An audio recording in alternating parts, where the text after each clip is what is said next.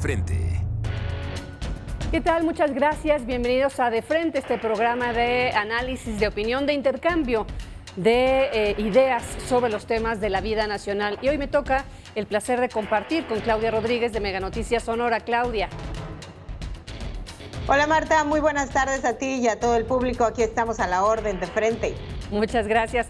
Y mire, para nuestro auditorio detallarle cuáles serán los temas que hoy vamos a platicar, a debatir y analizar de frente Claudia Rodríguez y una servidora Marta Reyes. El primer tema es la columna de Salvador Camarena en El Financiero. Más revolución, posrevolución o contrarrevolución.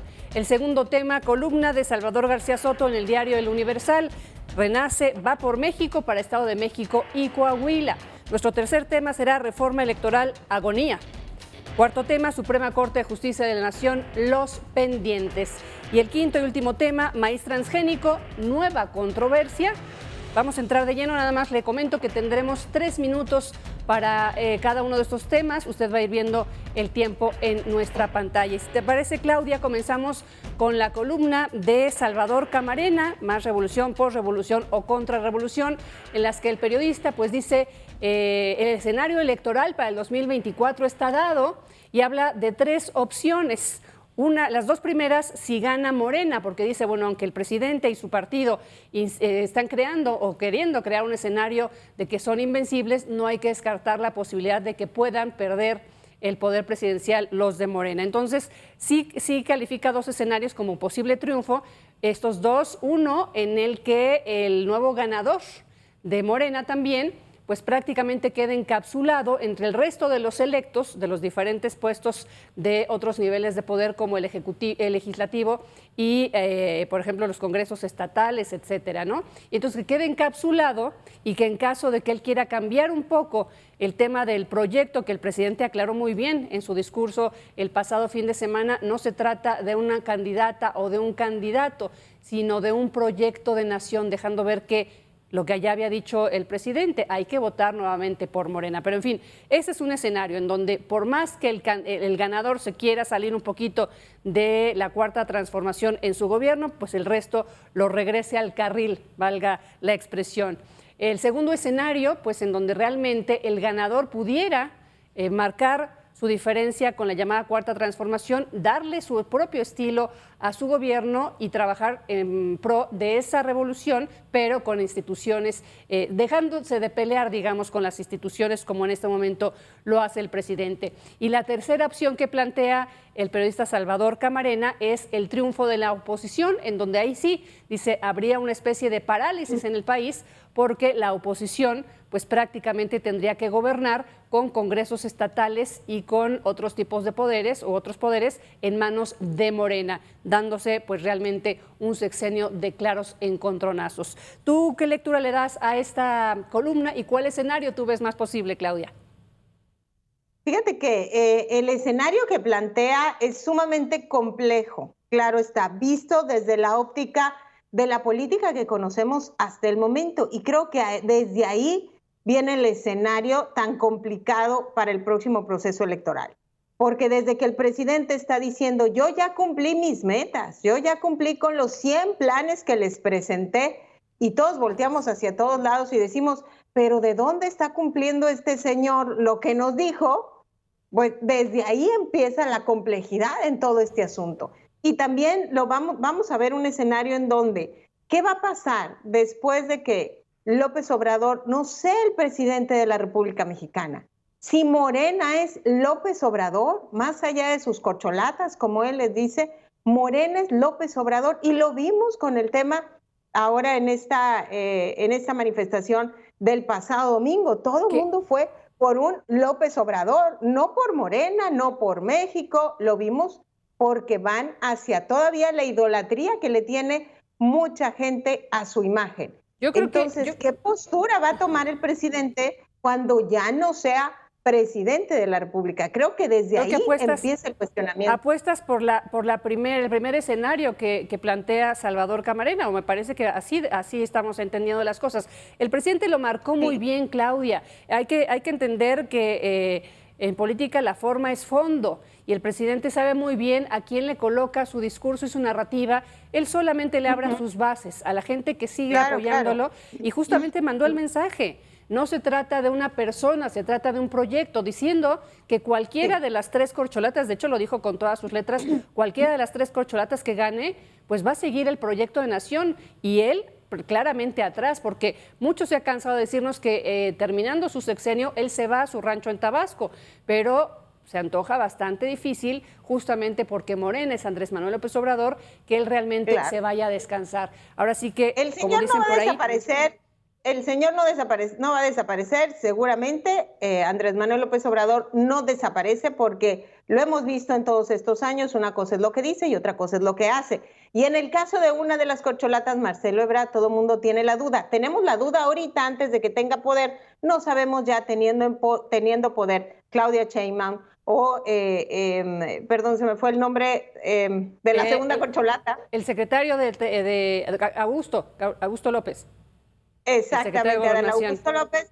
No sabemos si ya teniendo el poder van a seguir exactamente lo que marca la regla del obradorismo, por mencionarlo de alguna forma. En realidad no lo sabemos, por eso creo que todos estos escenarios van a depender de que al final del día determine Andrés Manuel López Obrador en su comportamiento. ¿Me voy a retirar o voy a estar ahí presionando o voy a seguir siendo figura? A mí de las 3 corcholatas, el que se me antoja que pudiera dar el segundo escenario es Marcelo Ebrard, el marcar un poquito, ya asumiendo el poder, un poquito la distancia con el presidente. Pero bueno, todo está puesto sobre la mesa y a ver qué es lo que sucede rumbo al 2024, que está bastante adelantado. Seguimos con la columna de Salvador García Soto en el diario en Universal, en donde habla pues del renacer de esta alianza Va por México para los estados, Estado de México y Coahuila. Y bueno, él habla grosso modo, obviamente, del distanciamiento que se dio entre el PAN, el PRD y el PRI por su parte por haber votado a favor del tema de las Fuerzas Armadas y que evidentemente pues hizo que por lo menos ante el público, ante las personas que llevaron a esa alianza a tener los diferentes curules, pues se rompiera o se suspendiera la alianza, ¿no? Y entonces lo que nos comenta Salvador García Soto es que esta alianza en realidad no está rota y han seguido trabajando en negociaciones y menciona muy claramente qué negociaciones. Y son gobiernos de coalición para el Estado de México y para Coahuila. Y habla que incluso pues ya se están manejando claramente los nombres de quienes van a encabezar en esas 2 entidades, ¿no? Está Manolo Jiménez, que es el exalcalde de Saltillo y el actual secretario de Desarrollo Social para Coahuila, y para el Estado de México, Alejandra del Moral. Y algo que me parece muy interesante que toca el periodista es la negociación que se está haciendo para ir más allá de lo que hemos visto en este momento cuando hay un candidato común, que muchas veces dice uno, ¿con qué plataforma van a gobernar? Si estamos hablando de partidos de clara ideología diferente, política por supuesto, o con qué gabinete, etcétera. Y justamente habla el periodista de que se está trabajando incluso en una iniciativa que hay que estar muy atentos a cuando se presente, que sería en el próximo periodo de la Cámara de Diputados, que sería una ley de gobiernos de coalición, un asunto que no hemos visto y que pudiera marcar, me parece, una opción diferente, una opción o una alternativa que realmente los electores informados y leídos tomen como una posible opción de gobierno para el 2024. Realmente un gobierno de coalición, Claudia. Muy interesante el tema a partir de que se está viendo precisamente el Estado de México y Coahuila como un laboratorio, ¿no? Como vamos a ver cómo nos sale esto y en esta medida vamos a ver qué tanta implicación y qué tanta fuerza se podría tener ya con miras a la presidencia de la República con un PRI, PAN y PRD integrado. Y que queda claro que al final del día, aunque como los hermanos, ¿no? Aunque se molesten por algunas decisiones, al final se tienen que contentar y sobre todo si es con un objetivo común, que en este caso es que Morena no se quede otra vez ni con la mayoría en estos, bueno, ni con estos 2 gobiernos marcando lo que ya viene para este próximo año, ni con la presidencia de la República para el 2024. Creo que tienes toda la razón cuando dices como ciudadanos tenemos que tener un ojo clínico especial en la Ciudad de México, en Coahuila, viendo cómo se van a distribuir las cosas y sobre todo cómo va a funcionar en estos meses, qué tan bien, si llegan a ganar, claro, le estaría yendo a Coahuila del Estado de México, pero además cuando vayan a poner sobre la mesa esta ley de gobiernos de coalición que para nada le va a caer muy bien a los morenistas, de qué manera se trabaja ahí en el Congreso de la Unión para tomar este tipo de decisiones, porque seguramente no importa lo que decidan, la van a rechazar, así que pues vamos a tener que estar muy al pendiente, pero que pudiera ser moneda de cambio, es una muy buena base, ¿no? Que pudiera ser, a mí me parece que esta iniciativa de ley, justamente por lo que consistiría o significaría para esta alianza Va por México, pues podría ser una moneda de cambio para otro tipo de aprobaciones que se vienen, porque sabemos que no solamente está el tema de la reforma electoral, sino algunas otras cosas que el presidente quiere que pase antes del 2024 y que la oposición pues claramente ha dicho que no. Entonces a mí me parece que pudiera ser a lo mejor una moneda de cambio entre estos partidos. Y pues lo que decimos, ¿no? La oposición hasta el momento no ha sabido construir un proyecto que realmente atraiga a una base que no ha logrado capturar. Me parece que quizá... Es una prueba de fuego. Definitivamente es una prueba de fuego. Y más con la dinámica que ya le entendimos, que es la que tiene el presidente de la República, aquella de divide y vencerá. Así nos ha puesto en una posición a los mexicanos entre el pueblo y los fifís y entre los neoliberales y no, y así nos podemos ir. Entonces, tomando en cuenta esto, creo que es toda una prueba de fuego para estos partidos políticos, a ver si en su momento Movimiento Ciudadano, si ve que medio funciona, le podría entrar. No sabemos, ¿verdad? En política no sabemos cómo se puedan poner las cosas, pero ojalá sea el inicio de algo, de un sentido común, pues un objetivo común, y que se dejen de otro tipo de circunstancias y que el PRI cambie su idea, así como nos pasó con el tema de la Guardia Nacional. Oigan, y que también, Clau, pues estar atentos a que estos tres partidos que integran la alianza pues no vuelvan a ver alguna situación en la que se sientan presionados o atraídos para darle espalda, aunque sea provisionalmente, a su propia alianza, y que no se les olvide que si están sentados en un curul es porque la gente, el electorado, quiso que se sentaran así porque prometieron votaciones en conjunto y en bloque. Un tema que el PRI ya por lo menos en una ocasión traicionó al auditorio y a los votantes. En fin, pasamos al siguiente tema, a nuestro tercer tema de hoy, que es la reforma electoral. Agonía, decimos, y prácticamente nació muerta. Una reforma electoral que el presidente desde su campaña comenzó a trabajar. Después, con el claro distanciamiento con el Instituto Nacional Electoral, pues se tardó prácticamente en poner sobre la mesa, pero que finalmente la oposición ahí sí, finalmente parece que está cerrando filas y va a votar en contra, como se votó, digamos que vota en contra, y aunque Morena tiene mayoría, no tiene la mayoría calificada, es un tema que hemos explicado de manera reiterada, y entonces no se logra. Y sorpresivamente está el anuncio de Ignacio Mier, en donde dice se pospone y nos vamos hasta el 6 de diciembre, que podría parecer que no son tantos días, pero yo no sé si ustedes han leído hoy, no recuerdo el nombre de una diputada, es una diputada, me parece que por el estado de Oaxaca, priista, que hoy publica un comunicado de su renuncia al revolucionario institucional, hablando de que va a ser historia, dejando ver, o por lo menos, no sé si fue consciente de esa frase, Claudia, que se va a Morena. Y me parece que vuelve a darse el escenario de o presionar o convencer. Ahora sí que les llegan al precio o al curul o al ofrecimiento del hueso a algunos para que se vayan al PRI y lograr esa mayoría, que se antoja difícil porque son varios los votos que se necesitan, pero que sí se van haciendo ahí pues las transacciones políticas que se requieren, ¿no? Yo me quedo con tres análisis en relación a esto de posponer la reforma y lo que ha estado ocurriendo en el Congreso de la Unión. Primero, el Twitter de la mesa directiva de la Cámara de Diputados, donde dice, por prudencia y dar tiempo para el análisis del dictamen de reforma electoral, acordamos pedir a la mesa directiva, etcétera, etcétera, ¿no? Y se va por ahí el tema, ¿no? Por prudencia, claro, va en relación a lo que tú comentas, que al final del día vamos a saber qué tanta presión, porque de que lo están haciendo, porque así se hace política en México y seguramente en muchas partes del mundo, ejerciendo presión, comprando, o historias como Alito Moreno, que ya lo vimos, que le dijeron, mira, tienes todo este pendiente, ¿qué tal? ¿Le entras a lo de la Guardia Nacional, sí o no? Eso ya lo sabemos, cómo se maneja nuestro querido México. Ese es por un lado, eso es una lección que nos deja en estos momentos y lo vamos a ver en los próximos días. Pero también nos deja claro algo, y creo que ha pasado a partir de este empoderamiento ciudadano que vimos el 13N, ¿no? Esta manifestación de la ciudadanía que parece que se contagió un poco el Congreso a partir de estos partidos políticos que estaban así como que le dudaban sí o no, y se unen entonces, sí, PRI, PAN y PRD. En este sentido, ya van varias declaraciones que tiene que hacer Alito Moreno para decir, la voy a rechazar, la vamos a rechazar y la vamos a rechazar.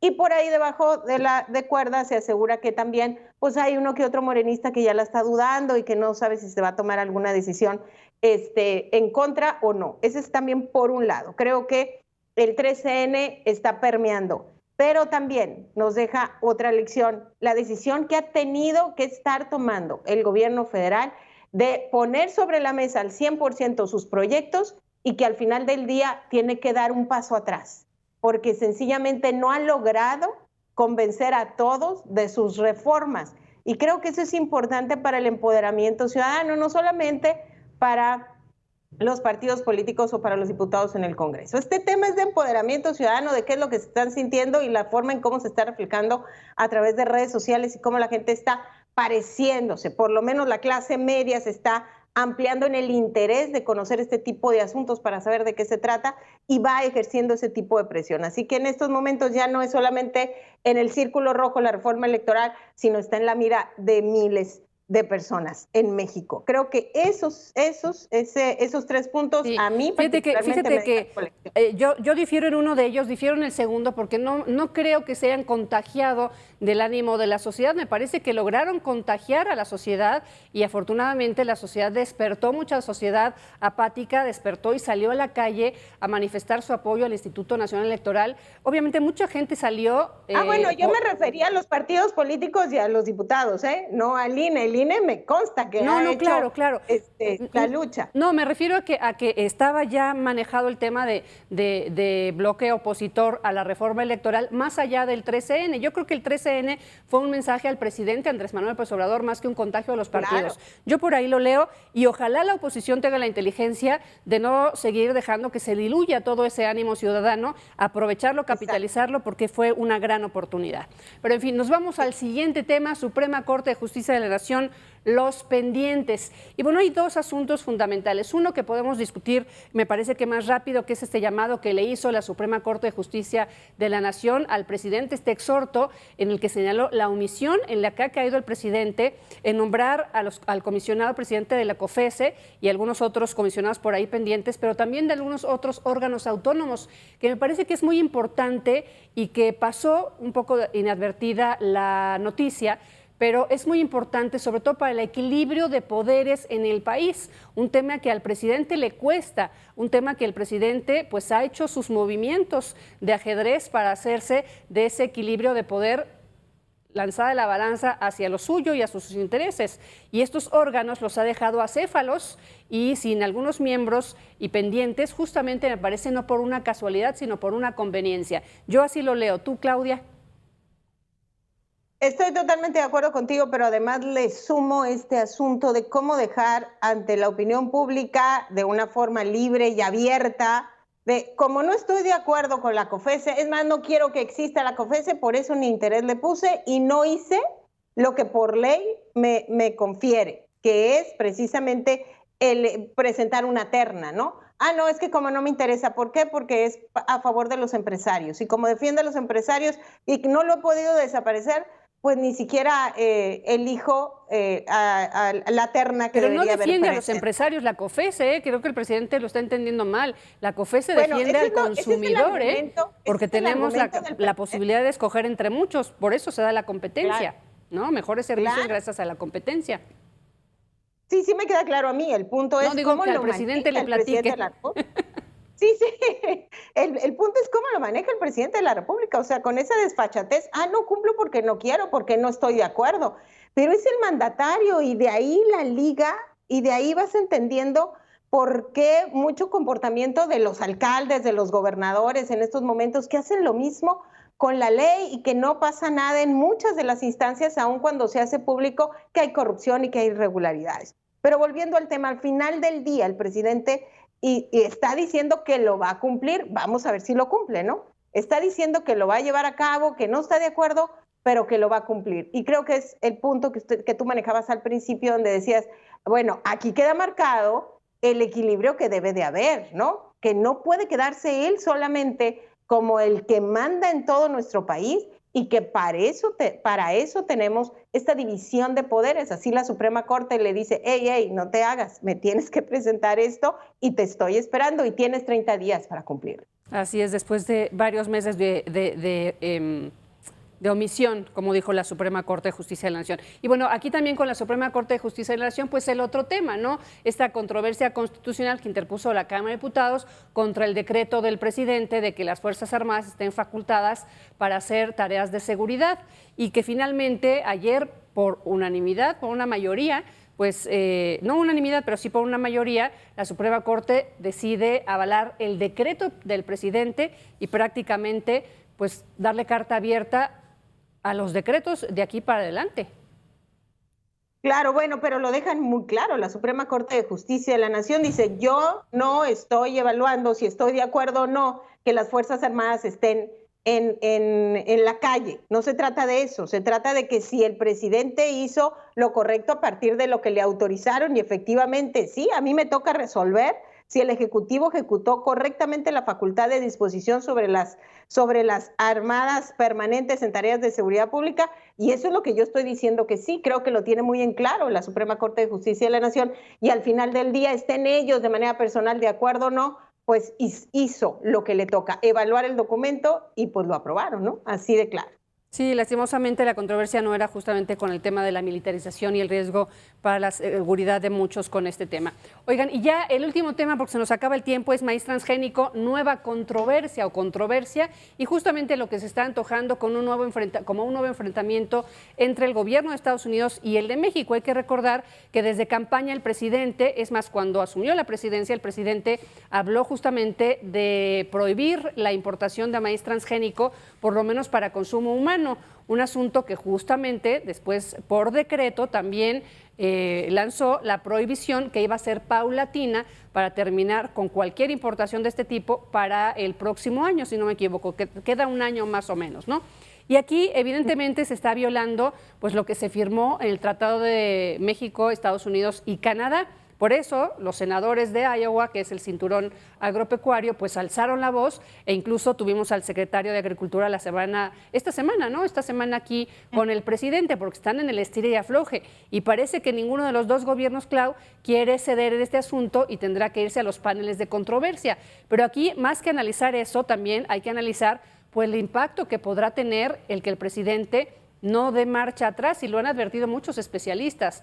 Uno, evidentemente, el panel de controversia y que podría terminar, más allá de eso, en aranceles para productos agrícolas mexicanos, causándonos mucho daño. Y también el alza de los precios en productos agrícolas también para todos los mexicanos.